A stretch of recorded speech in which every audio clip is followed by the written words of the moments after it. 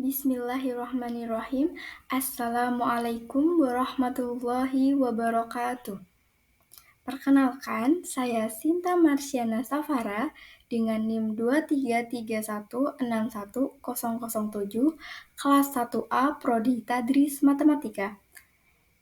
Di sini saya akan menerangkan mengenai asbabun nuzul sebagai tugas UTS mata kuliah Al-Quran.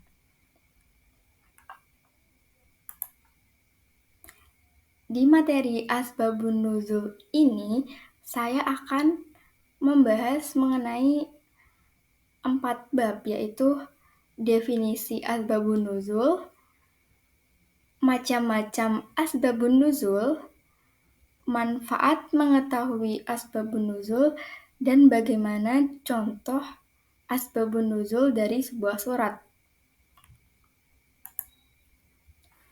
Nah, untuk definisi asbabun nuzul, saya mengutip dari buku Syekh Mana Al-Qatan, pengantar studi ilmu Al-Quran. Beliau menjelaskan bahwa sebab turunnya suatu ayat itu berkisar kepada 2 hal. Yang pertama, jika terjadi suatu peristiwa, maka turunlah ayat Al-Quran mengenai peristiwa itu. Yang kedua, bila Rasulullah Shallallahu Alaihi Wasallam ditanya tentang suatu hal, maka turunlah ayat Al-Quran untuk menerangkan hukumnya.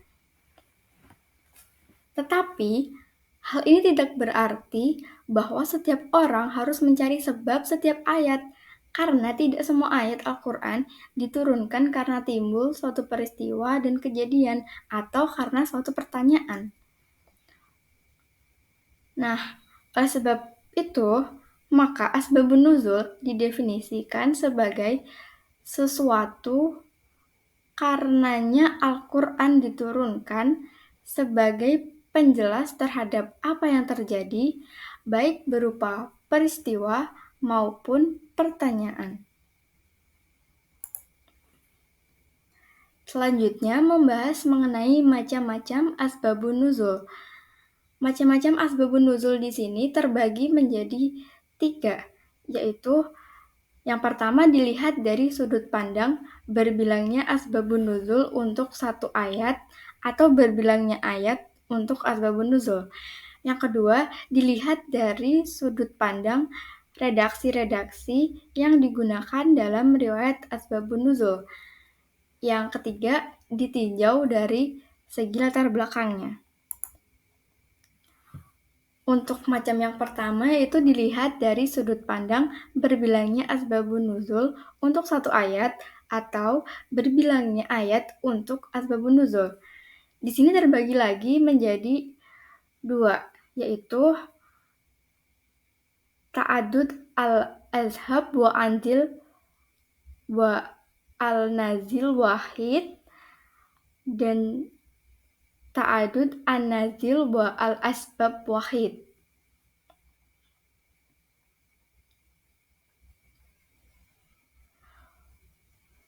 Untuk ta'adud al-azhab wa al-nazil wahid, penjelasannya adalah beberapa sebab yang hanya melatar belakangi turunnya satu ayat atau wahyu.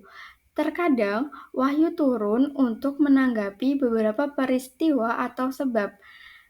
Misal, seperti turunnya surat Al-Ikhlas ayat 1-4. Dalam ayat tersebut, turun sebagai tanggapan terhadap orang-orang musyrik Mekah sebelum Nabi hijrah dan terhadap kaum ahli kitab yang ditemui di Madinah setelah hijrah. Yang selanjutnya untuk ta'adud an-nazil wa al-asbab wahid, yaitu satu sebab yang melatar belakangi turunnya beberapa ayat.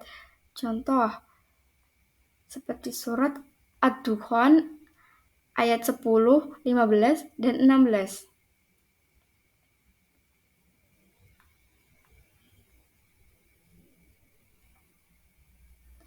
Asbabun nuzul dari ketiga ayat tersebut adalah dalam suatu riwayat dikemukakan ketika kaum Quraisy durhaka kepada Nabi Shallallahu Alaihi Wasallam, beliau berdoa supaya mereka mendapatkan kelaparan umum seperti kelaparan yang pernah terjadi pada zaman Nabi Yusuf. Alhasil, mereka menderita kekurangan, sampai-sampai mereka pun makan tulang, sehingga turunlah surat Ad-Dukhan ayat 10. Kemudian, mereka menghadap Nabi untuk meminta bantuan. Maka Rasul berdoa agar diturunkan hujan. Akhirnya, hujan pun turun. Maka turun ayat selanjutnya, yaitu Ad-Dukhan ayat 15. Namun, setelah mereka memperoleh kemewahan, mereka pun kembali kepada keadaan semula, yaitu sesat dan durhaka. Maka turunlah ayat yang selanjutnya, yaitu Ad-Dukhan ayat 16. Dalam riwayat tersebut dikemukakan bahwa siksaan itu akan turun di waktu perang Badar. Selanjutnya, macam asbabun nuzul dilihat dari sudut pandang redaksi-redaksi yang dipergunakan dalam riwayat asbabun nuzul. Di sini terbagi lagi menjadi dua, redaksi sharih dan redaksi muhtamilah. Redaksi sharih di sini artinya riwayat yang sudah jelas menunjukkan asbabun nuzul dan tidak mungkin pula menunjukkan yang lainnya. Redaksi yang digunakan biasanya bila perawi menggunakan kalimat sebab turun ayat ini adalah lalu telah terjadi sesuatu, maka turunlah ayat tersebut.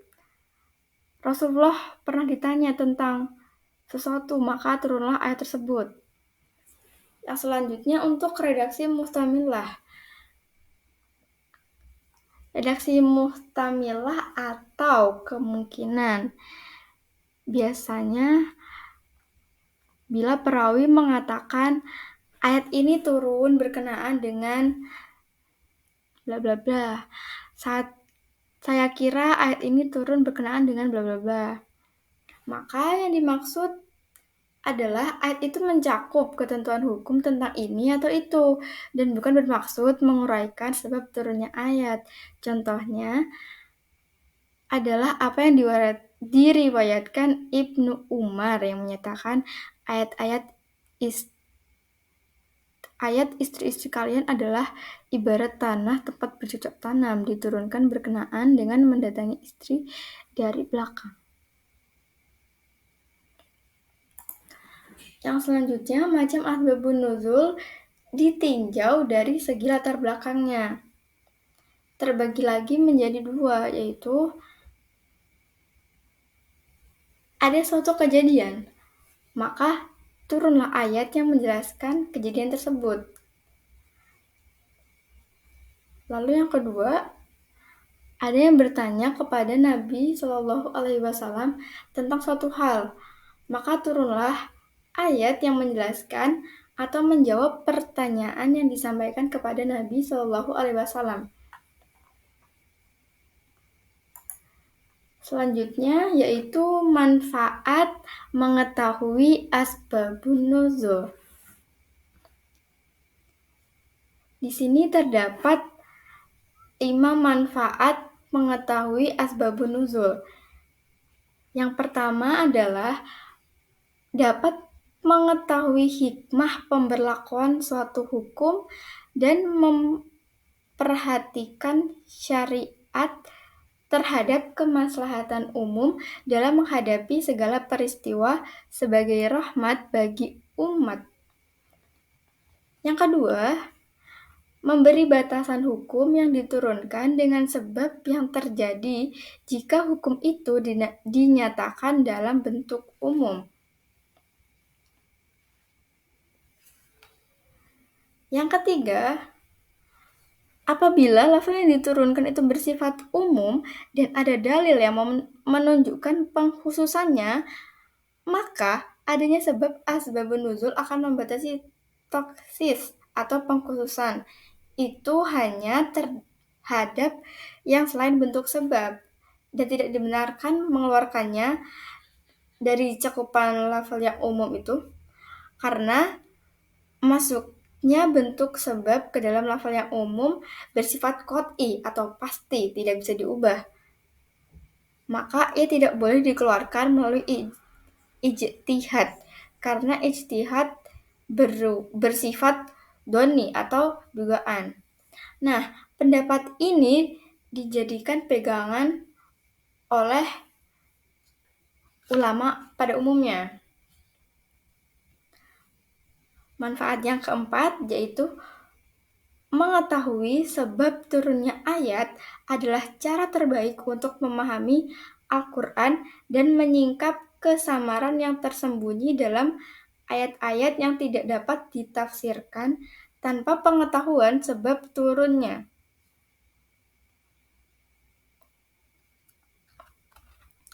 Untuk yang terakhir,